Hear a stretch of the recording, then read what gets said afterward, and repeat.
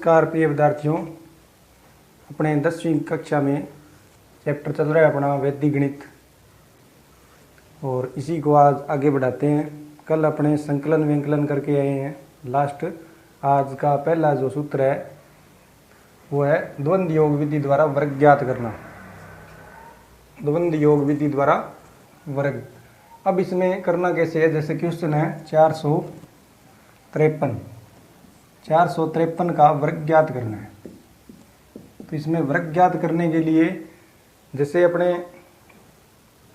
एक पीछे विधि पढ़ी थी गुणा करने की, सूत्र ऊर्ध्वतिर्यक व्याम, याद कीजिए।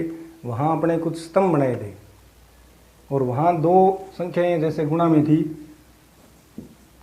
तो इनके स्तंभ बनाए थे। कैसे? 2, 3, 24, 36 और 4 और 6 ऐसे स्तंभ बनाए थे। याद आ गया होगा। वैसे यहाँ एक संख्या है जिसका वर्ग ज्ञात करना है, तो इसमें भी स्तंभ बनाने हैं और वर्ग है, इसलिए 400 ऐसे मानना है कि 453 को 453 से गुणा कर रहे हैं और सेम ऐसे स्तंभ बनाने हैं। अब इसमें स्तंभ कैसे बनाएंगे? पहला अक्षर क्या है? पहला डिजिट 4 है। 4 के बाद एक और उठा लिया 45, उसके बाद तीनों ही 453, उसके बाद अब एक एक उठाते जा रहे थे, पूरे हो गए अंक 3 के 3। अगर 4 होता तो अब की बार 4 अंक दो चारों लिखता। अब पूरे हो गए 3 तो एक एक छोड़ते जाएंगे। 4 को छोड़ दिया, क्या बच गया? 53, और फिर 5 को छोड़ दिया, क्या बच गया? 3। ऐसे इसमें स्तंभ बनाने 4, 45, 453, 53 और 3। अब जिस स्तंभ में एक अंक है तो उसका तो वर्ग करेंगे, जिसमें 2 अंक है उन दोनों का गुणा करके 2 से गुणा करेंगे, जिनमें 3 है उनमें पहले और तीसरे का गुणा करके 2 से गुणा करेंगे और बीच वाले का वर्ग उसमें जोड़ेंगे। करना कैसे है? यानी यहाँ ऊपर लिख देंगे पहला स्तंभ, दूसरा स्तंभ, तीसरा स्तंभ, चौथा और पांचवा। अगर 4 अंकों की संख्या होती तो स्तंभ कितने बनते? 7 टोटल। अब 3 अंक की है इसलिए स्तंभ कितने बने? 5। अगर 2 अंक की हुई तो स्तंभ कितने बनेंगे? 3। तो विषम में स्तंभ बनते हैं, ध्यान में रखना है। अब यहाँ एक लाइन खींचनी है, तो लाइन खींच के क्या करेंगे? जो एक अंक है 3 उसका तो वर्ग, एक अंक है उसका तो वर्ग करेंगे, और जो 2 अंक है 5 और 3 उन दोनों का गुणा करके 2 अपनी तरफ से गुणा में लगा देंगे। फिर आगे चले 453 में 3 अंक है तो पहले और तीसरे का गुणा, पहले और तीसरे का, यानी साइडों वाले दोनों अक्षर है उनका गुणा और 2 अपनी तरफ से गुणा में लगाना है, और प्लस बीच में जो बच गया उसका वर्ग जोड़ना है, 5 का वर्ग जोड़ना है। उसके बाद और आगे चले तो 4 और 5 है, इन दोनों का 2 ही अंक है तो दोनों का गुणा करके 2 से गुणा, और अब बच गया 1 ही अंक तो उसका वर्ग हो जाएगा। अब इसे हल करना है। आगे हल करेंगे तो 3 का वर्ग कर दिया, 9 आ गया। उसके बाद अब इनका हल करना है। 3 5 15, 15 को 2 से गुणा किया तो 30, फिर 3 दूनी 6 चौके 24 आ गए, प्लस इसमें 5 का वर्ग 25 जोड़ना है तो 24 और 25 हो गए 49। फिर आगे चले 5 चौके 20 दूनी 40, फिर और आगे 4 का वर्ग 16। अब इसमें क्या करना है? इसमें जो एक अंक है उसे तो रहने देंगे, जो 2 अंक है तो 1 रखेंगे, 1 आगे जोड़ेंगे, यानी इसे ऐसे लिख लेंगे। 4 40 है तो 4 नीचे 0 ऊपर, 4 9 3 0 और 9 का 9। अब जो नीचे लिखे हुए हैं वो तो आगे जोड़ देंगे और बाकी लिखते जाएंगे। 9 का 9, फिर 0, ये 3 आगे जोड़ दिया, 9 और 3 हो गए 12, हंसल गई 1, वो 1 इसमें जुड़ गई, 5 5 और 0 5, फिर 4 इसमें जुड़ गया, 16 और 4 20, तो ये 453 का वर्ग आ गया 205209। बिल्कुल आसान है, कुछ नहीं है इसमें। द्वंद्व योग विधि नाम ही ऐसे है। द्वंद्व नाम क्या किसका होता है? जैसे दो पहलवान कुश्ती करते हैं, द्वंद्व करते हैं, युद्ध करते हैं, वैसे नाम ही है इसका बड़ा। बाकी बिल्कुल आसान है, कुछ नहीं है। स्तंभ बढ़ाने हैं, 1 अंक है तो वर्ग करना है, 2 है तो दोनों का गुणा करके 2 से करना है, 3 है तो पहले और तीसरे का और बीच वाले का वर्ग जोड़ना है। यहाँ एक बात, एक प्रश्न और तो मैं नहीं करवाऊँगा, और तो आपको करना है। एक बात और बताऊँगा कि अगर 4 अंक हो, मैंने 1 का बता दिया वर्ग करना है, 2 का भी बता दिया दोनों का गुणा और 2 गुणा, 3 का भी बता दिया पहले और तीसरे का और 2 गुणा और प्लस बीच वाले का वर्ग। अगर 4 हो तो देखते हैं। अगर 4 अंक हुए, जैसे 4 अंक है 1 2 3 4, संख्या 1234 है, ऐसा आ जाए बीच में कहीं, जैसे 453 में 3 अंक है, वैसे बीच में आ जाए 1234, 4 अंक है, तो इसमें क्या करना है? पहले और चौथे का, वहाँ क्या किया था? पहले और तीसरे का, यहाँ पहले और चौथे का, यानी लास्ट वाले अंकों का, किनारे वाले अंकों का गुणा और 2 गुणा, प्लस बीच में 1 बचता तो उसका वर्ग जोड़ देता। अब यहाँ बीच में 2 बचे हैं तो दोनों का द्वंद ही है, दोनों का द्वंद है ये, तो दोनों का द्वंद कर दिया, दोनों का गुणा करके 2 से गुणा, और इस पूरे को हल कर लें ऐसे ही जैसे इनको हल करते हैं। सेम बिल्कुल आसान क्वेश्चन है। अब अपने एक अगली विधि पढ़ते हैं। अगली विधि है निखिलम विधि द्वारा। यहाँ वर्ग ज्ञात नहीं करना, यहाँ घन ज्ञात करना है। वर्ग जैसे 4 का वर्ग, 4 को 4 से गुणा कर दिया 16 आता है। वैसे ही अगर मैं कहूँ 4 का घन, तो घन का मतलब 4 3 बार गुणा होगा, 4 का 3 बार, 4 चौके 16, चौके 64 आएगा, यानी 4 का घन तो 64, 4 का वर्ग 16। तो यहाँ ऐसे घन ज्ञात करना है, वर्ग ज्ञात नहीं करना। ये निखिलम विधि है।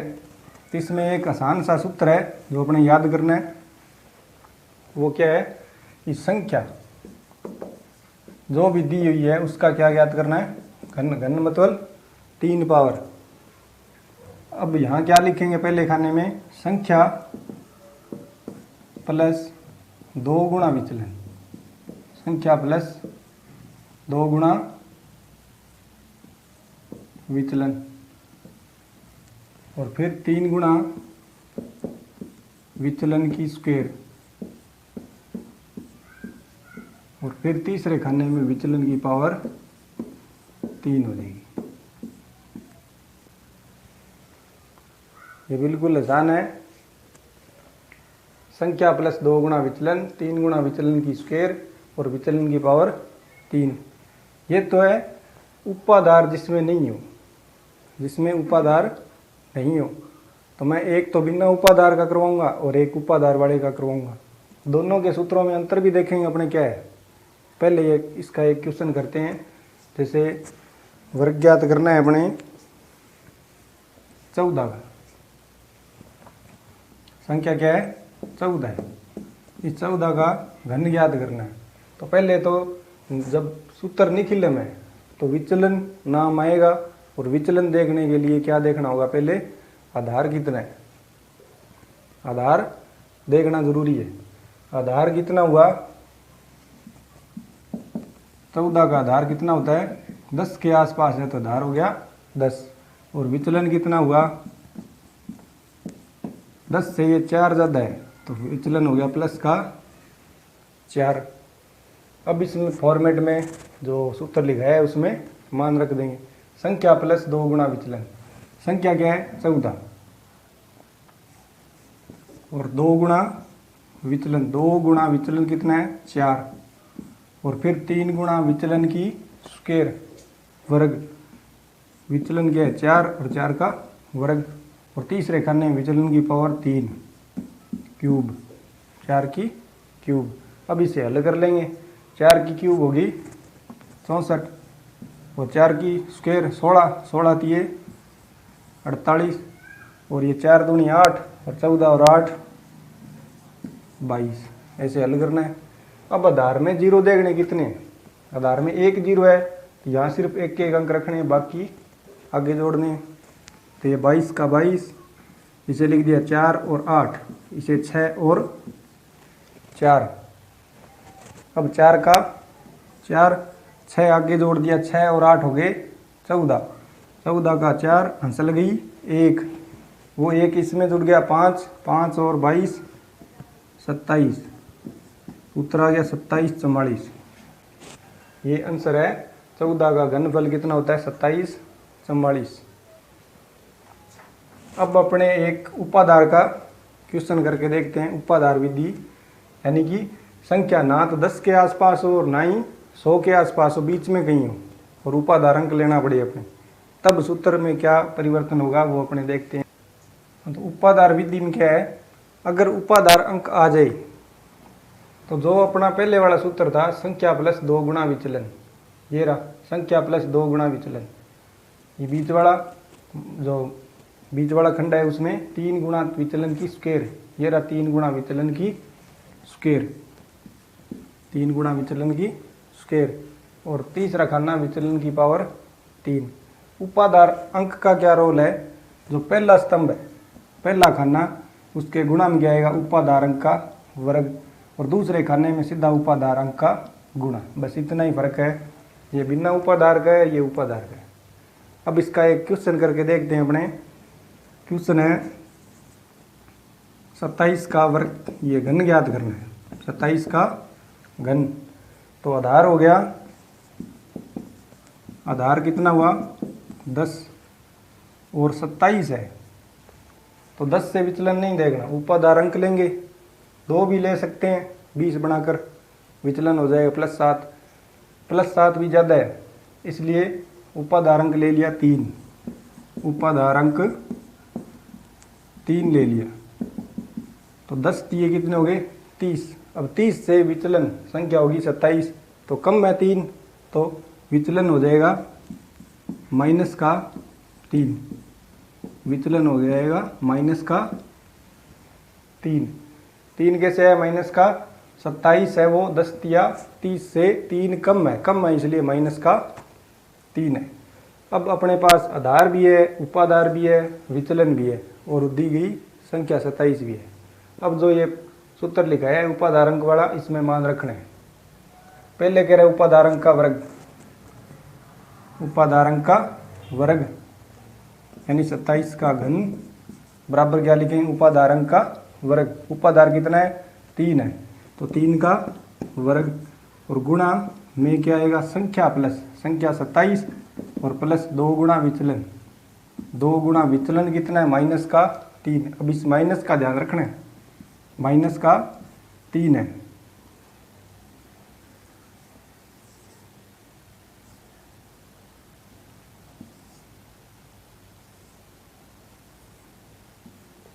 ये ब्रैकेटों में बंद कर दिया, 27 प्लस 2 गुणा -3 है, माइनस का ध्यान रखना है।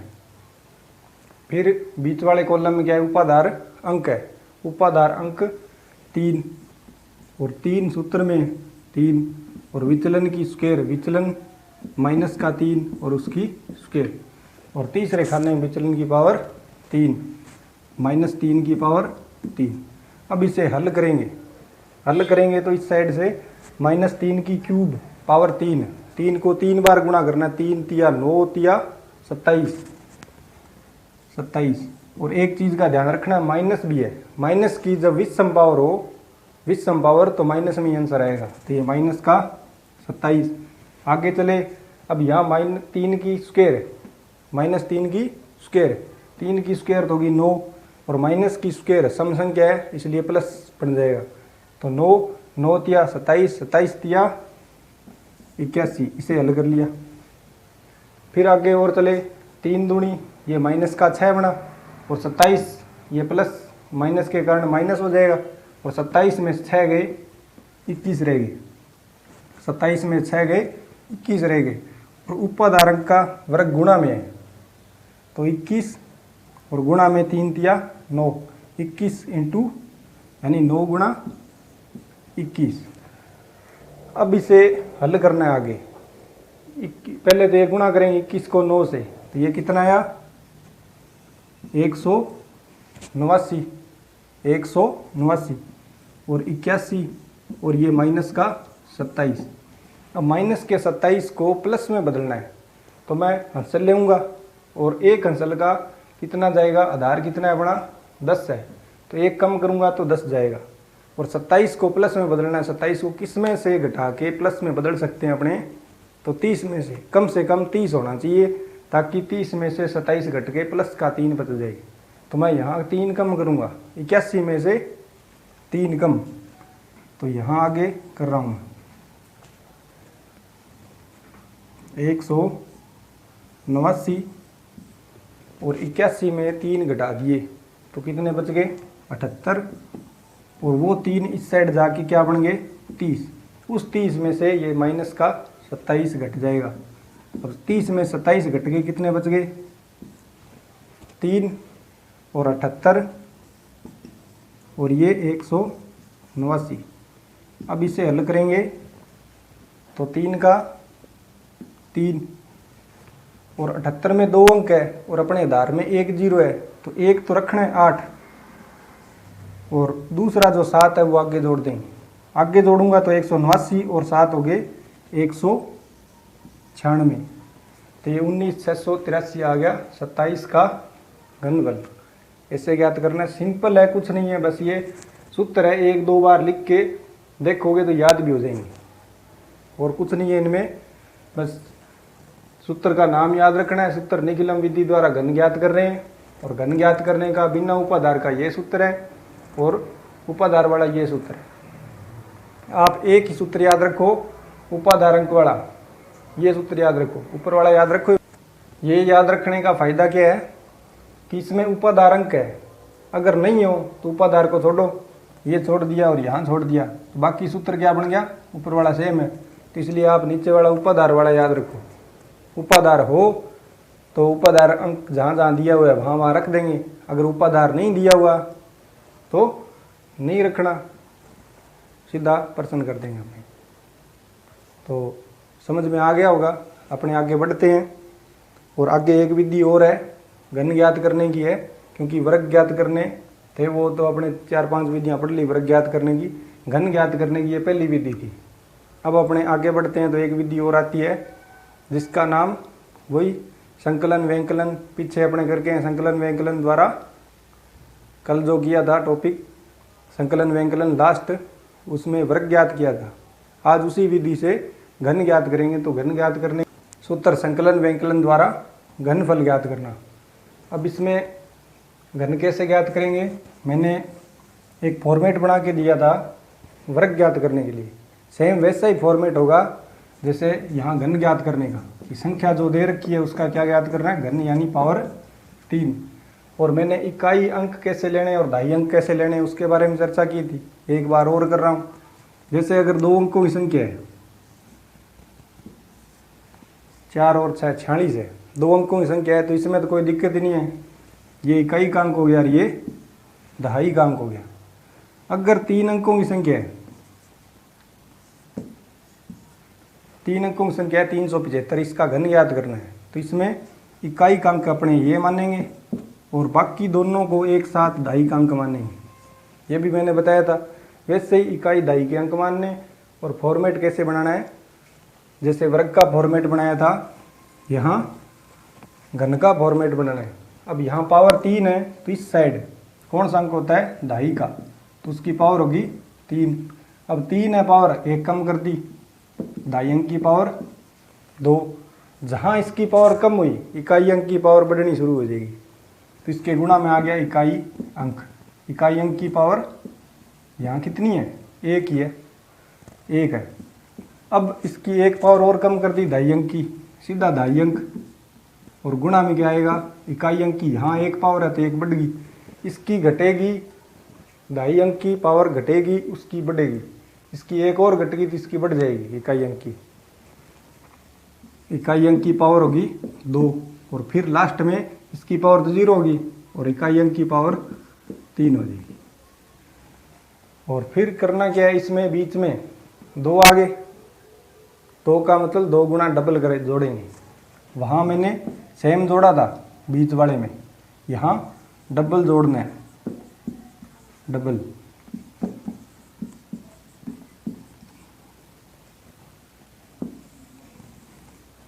और फिर वहाँ 3 कॉलम बने थे, यहाँ कितने बने हैं 4, 1 2 3 4 कॉलम बनेंगे। और फिर आगे इसे हल कर लेंगे अपने। अब ये फॉर्मेट आप नोट करो और एक क्वेश्चन करते हैं इसका, यही कर रहा हूँ मैं नीचे ताकि फॉर्मेट आपको याद ध्यान में रहे। क्वेश्चन है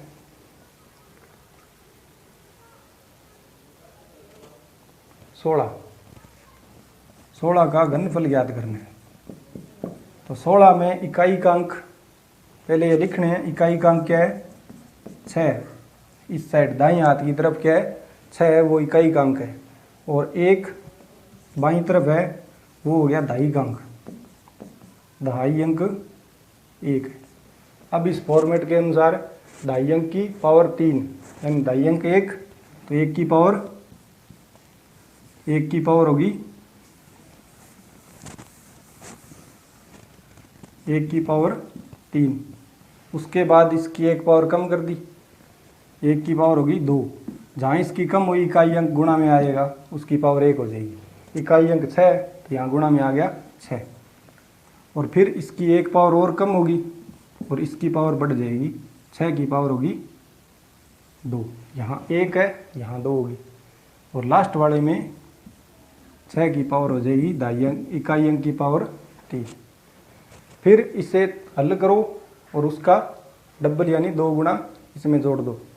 अब इसे हल किया तो 1 की पावर 2 1, और 6 से गुणा किया तो 6 एकम 6, और 6 का दुगुना कर दिया तो 12, वो इसमें यहाँ जोड़ देंगे।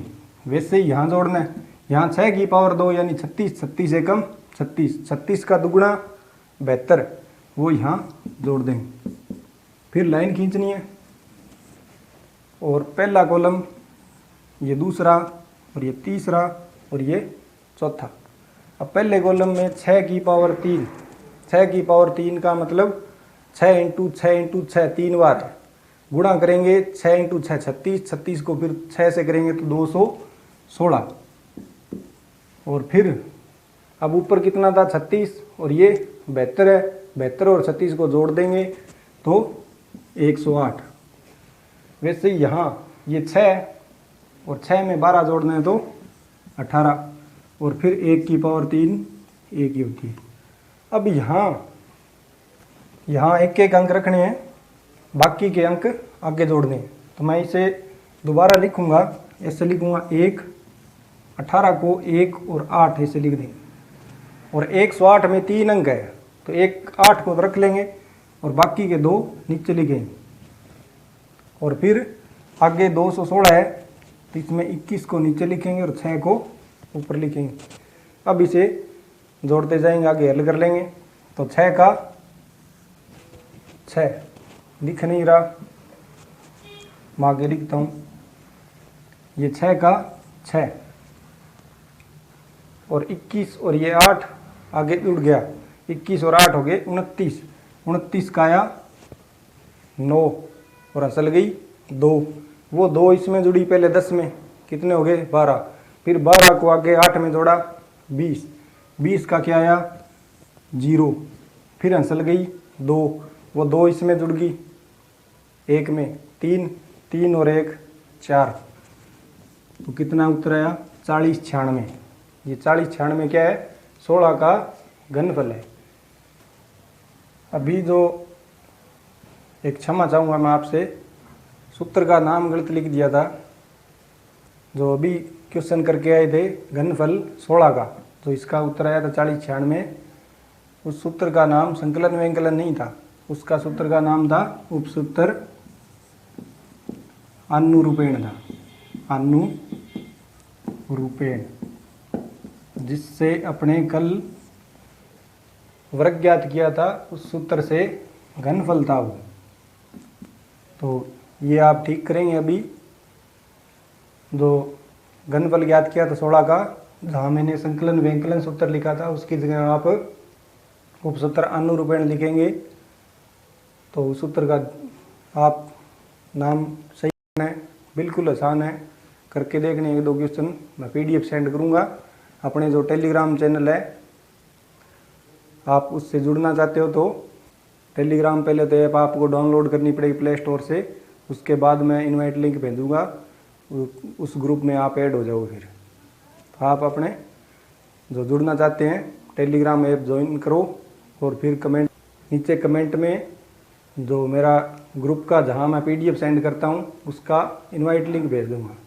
आप टेलीग्राम ऐप प्ले स्टोर से डाउनलोड करोगे और उस जो इनवाइट लिंक है उस पर क्लिक करोगे तो अपने आप उस ग्रुप में ऐड हो जाओगे, जहां से आप PDF प्राप्त कर सकते हो और क्वेश्चन कर करके देखने हैं। अन्यथा इसके अलावा अगर आप ग्रुप में नहीं आना चाहते तो इस 10वीं क्लास का सिलेबस बदला नहीं है, वही पहले वाली किताबें हैं। वो जिनके पास है वो उसमें से तैयारी करें, जिनके पास नहीं है वो बुक स्टोर से खरीदें बुकें और अभी से तैयारी करें। अपने आगे दूसरी विधि लेके चलते हैं। अब अपना अगला सूत्र है इकाई एकाधिक पूर्वेण द्वारा घनफल ज्ञात करना। काफ़ी बड़ा सूत्र है ये, इसमें खंड तो 4 ही बनेंगे पर चारों खंडों में करना क्या है वो भी देखना पड़ेगा। आपको ये सूत्र याद रखना है। पहले खंड में क्या होगा, दाई अंक का वर्ग गुणा उसका एकाधिक, यानी नाम सूत्र का एकाधिक है ना तो एकाधिक तो आना ही आना है, तो दाई अंक का वर्ग करेंगे और उसका एकाधिक कर देंगे। ये पहले खंड में करना है। दूसरे खंड में क्या करेंगे, द्वितीय में दाई अंक का वर्ग और गुणा में क्या आ जाएगा, विचलन। और फिर तीसरे खंड में क्या करेंगे, 3 गुणा दाई अंक गुणा इकाई अंक जो है उसका वर्ग आएगा गुणा में, विचलन नहीं आएगा, इकाई अंक का वर्ग। और चौथे खंड में इकाई अंक की पावर 3 यानी उसका घन आएगा गुणा में। तो आप ये सूत्र नोट कीजिए, महत्वपूर्ण सूत्र है, याद रखना है। अब एक क्वेश्चन करके देखते हैं। अपने क्वेश्चन है 73 का घन ज्ञात करना है, 73 का 73 का घन। तो अब इसमें ना तो धार देखना है ना ही उपाधार देखना है, फिर भी विचलन निकालना है, क्योंकि अपने पीछे जो क्वेश्चन करके आए उनमें विचलन का नाम आते ही क्या देखते थे, आधार। तो यहाँ आधार नहीं देखना, यहाँ विचलन एक अलग तरीका है, उससे निकलेगा। विचलन ज्ञात करने के लिए यहाँ ऊपरी ऊपर लिख रहा हूँ मैं, विचलन ज्ञात करने के लिए क्या करेंगे, जो इकाई अंक है, इकाई का अंक है उसे 3 से गुणा करके उसमें से 10 घटाएंगे। इकाई अंक को 3 से गुणा करके उसमें से 10 घटा देंगे तो अपने क्या मिल जाएगा, विचलन मिल जाएगा। तो वैसे ही करते हैं। अब इसमें जो भी अंक अपने चाहिए, इसमें दाई का अंक एकाधिकेन है चाहे, और चाहे विचलन है और इकाई अंक है, ये सारे पहले ज्ञात करेंगे। अब 73 है तो इसमें पहले तो मैं विचलन लिख रहा हूँ, यहाँ पहले लिखते हैं दाई अंक। दाई अंक कितना है इसमें, जो मेरी तरफ है दाई अंक, दूसरा अंक 7, और इकाई अंक कितना है, ये दाईं तरफ होता है 3, पहला अंक, ये इकाई अंक है। अब इस इकाई अंक की सहायता से अपने क्या ज्ञात करना है, विचलन। तो विचलन कितना होगा, इस इकाई अंक को 3 से गुणा करके 10 घटाना है। अब 3 तिया 9 और 9 में से 10 गया तो विचलन आ गया -1, विचलन आ गया -1। अब अपने पास विचलन भी है, इकाई अंक भी है, दाई अंक भी है, और दाई अंक 7 है तो उसका एकाधिक हो गया 8, तो वो भी अपने पास है। अब ये सूत्र लगा देंगे। तो प्रथम खंड मैं ऐसे लिख रहा हूँ, प्रथम खंड में दाई अंक का वर्ग, दाई अंक कितना है 7, तो 7 का वर्ग और गुणा में क्या आएगा, उसका एकाधिक। अब 7 के वर्ग का एकाधिक नहीं, 7 का ही अधिक, 7 का एकाधिक हो गया 8। ये पहला स्तंभ है। और दूसरे स्तंभ में क्या करना है, दूसरे स्तंभ में यहाँ लिख रहा हूँ मैं, नीचे जगह कम है। दूसरे स्तंभ में क्या है, दाई अंक का वर्ग है और गुणा में क्या है, विचलन है। दाई अंक 7 का वर्ग और गुणा में विचलन, विचलन कितना है अपना -1, तो यहाँ गुणा में आ गया -1। और तीसरे स्तंभ में क्या करना है, तीसरे स्तंभ में है 3 गुणा दाई अंक गुणा इकाई अंक का वर्ग, तो 3 गुणा दाई अंक 7 और इकाई अंक का वर्ग, इकाई अंक 3 है तो 3 का वर्ग। और चौथे स्तंभ में क्या करना है, चौथे खंड में इकाई अंक जो है उसकी पावर 3 करनी, तो 3 की पावर होगी 3। अब इन स्तंभों को ऐसे लगाना है कि चौथा स्तंभ 3 की पावर 3 है, तो 3 की पावर 3 कितनी होगी 27, तो यहाँ लिख दिया 27। ये पहला यानी इस साइड से, यहाँ से पहला नहीं, इस साइड से लास्ट जो होगा वो पहला स्तंभ होगा, वो लिख दिया 27। फिर तीसरा इसके बाद वाला तीसरा स्तंभ, इसे हल करेंगे तो 3 की पावर 2 होगी 9 और 9 तिया 27 और 27 को 7 से गुणा करना है। या एक काम करते हैं, तो ये 3 तिया 9 हो गए और 7 तिया 21, 21 को 9 से गुणा किया तो 189। और फिर आगे चले दूसरा स्तंभ आएगा, दूसरे स्तंभ में 7 का वर्ग तो हो गया 49, 49 को -1 से करेंगे तो माइनस का 49। और फिर आगे चले लास्ट यानी पहला स्तंभ 7 की पावर 2 और गुणा 8, तो 7 की पावर 2 तो होगी 49, 49 को 8 से गुणा करेंगे तो करके देखते हैं कितना आएगा।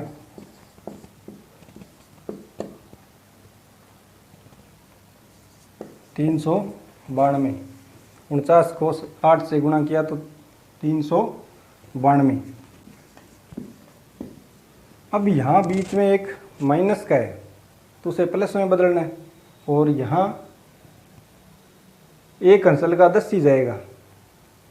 10 क्यों जाएगा, क्योंकि यहाँ मैंने 10 घटाया था, तो धार एक प्रकार से 10 है, तो 1 का 10 जाएगा। 49 को प्लस में बदलना है, तो 49 को किसमें से कम कितना चाहिए कि 49 को घटाकर प्लस में बदल सकते हैं, तो कम से कम 50 होना चाहिए। तो यहाँ मैं 5 कम करूँगा, ये 392 में से 5 कम कर देंगे तो ये बच गए 387। 5 कम कर दिए 387 रह गए, और वो 5 इस साइड जाके 50 बन गए। 50 में से फिर 49 घटा दिया, और ये 189 है और ये 27 है। 189 और ये 27। और फिर आगे क्या करना है, इसे दोबारा लिखना है। मैं ऊपर लिख देता हूँ, यहाँ आपने नोट कर लिया होगा यहाँ तक।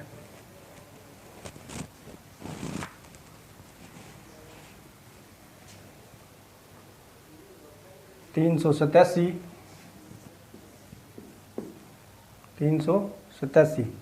और फिर 50 में से 49 गए तो 1 बच गया, और फिर 189 और फिर 27, फिर 27 आ जाएगा। अब इसे लिखना कैसे है, 100 यहाँ एक एक अंक रखेंगे, बाकी आगे जोड़ते जाएंगे, एक एक अंक रख के जोड़ते जाएंगे। आपको दिख नहीं रहा है, थोड़ा सा और नीचे लिखता हूँ इसे। 187 ये 387 और फिर 50 में से 49 गया, 1 बच गया, फिर 189 था और फिर 27 था। अब यहाँ 387 का ये सेम 1 का 1, क्योंकि एक डिजिट है, एक ही अंक है, और 189 में 3 है तो मुझे तो 1 रखना है ऊपर, बाकी 18 नीचे आ जाएगा, और 27 में 7 ऊपर रहेगा और 2 नीचे। अब इसे जैसे हल करते हैं वैसे करेंगे। 7 का 7 और 2 आगे जोड़ दिया, 9 में 2 और 9 हो गए 11, 11 का 1 और हंसल गई 1, वो 18 में जुड़ गई 19 हो गया, 19 और फिर 1 20, 20 का आया 0 और फिर आगे हंसल गई 2। 387 में 2 जुड़ गए तो 389, तो ये अपना आंसर आ गया 38 90 17, 38 90 17। ये एकाधिकरण पूर्वेण द्वारा घनफल ज्ञात करना, काफ़ी बड़ा सूत्र है, तो आप इसे 2-3 बार लिखोगे तो याद हो जाए, इसमें कोई बड़ी बात नहीं है। बस ध्यान रखना है विचलन का, विचलन कैसे ज्ञात करते हैं, वहाँ आधार लेके नहीं करना, कहीं आप आधार देखकर विचलन निकाल दो तो वो गलत हो जाएगा। यहाँ इकाई अंक को 3 से गुणा करके 10 घटा के फिर विचलन याद करते हैं। तो समझ में आ गया होगा। आज आपकी एक्सरसाइज जो थी 1.2 वो कंप्लीट हो चुकी है। और शायद क्योंकि 2 प्रकार की बुक थी, एक तो नई छपी थी इस बार पिछले साल वो थी, और एक उससे भी पहले वाली थी, उसमें तो 4 थी 1.4 तक, और कई नई बुक है उसमें 1.2 तक थी। तो अपने 1.2 तक कवर कर लिया है, आगे भी करेंगे, 1.3 भी करेंगे और 1.4 भी करेंगे। आप इसी तरह बने रहिए, आपका सहयोग कीजिए, आप अपने मित्रों को जोड़िए, अपने सहपाठी जो क्लास में थे उनसे कांटेक्ट करके आप ऐड होइए, मेरे साथ बने रहिए और पढ़ते रहिए। यहाँ सिर्फ फ्री में मिल रहा है सब कुछ, आपको नेट पैक का एक रिचार्ज ही करवाना है और कुछ करना ही नहीं है। और जितना मैं काम दे रहा हूँ वो आप करते जाइए तो सफलता आपको मिलेगी। आप गणित में ये जो अपना सब्जेक्ट पढ़ रहे हैं मैथ, उसमें 100 में 100 ला सकते हो, कोई बड़ी बात नहीं है, और आप ज़रूर सफल होंगे। इसी तरह बने रहिए और ज़्यादा से ज़्यादा वीडियो को लाइक, शेयर और सब्सक्राइब कीजिए। अपने एक जैसे कि 8वीं और 10वीं का तो अपने मैटर चल ही रहा है, अपनी कंटिन्यू क्लासें जारी है, वैसे ही अपने 9वीं क्लास और जारी करते हैं 1-2 दिनों में। तो आप अपने मित्र, सहयोगी, आपके जो आसपास जो नाइबरहुड यानी पड़ोसियों में कोई 9th में हो तो उनसे कांटेक्ट करके अपने चैनल के बारे में बताइए और उनको भी जोड़िए। और ये ज्ञान है बढ़ाने से बढ़ता है, यानी जितना ज़्यादा बताएंगे उतना ही बढ़ेगा, कम नहीं होगा। तो आप उनको बताइए कि ये चैनल है सारण अकेडमी के नाम से और सर अच्छा करवा रहे हैं, अगर आपको पसंद आया हो तो, और उनको भी जोड़िए और उनको भी इसका फ़ायदा उठाने दीजिए। तो आप वीडियो अगर पसंद आया हो तो लाइक, शेयर, सब्सक्राइब करो। धन्यवाद। जय हिंद, जय भारत।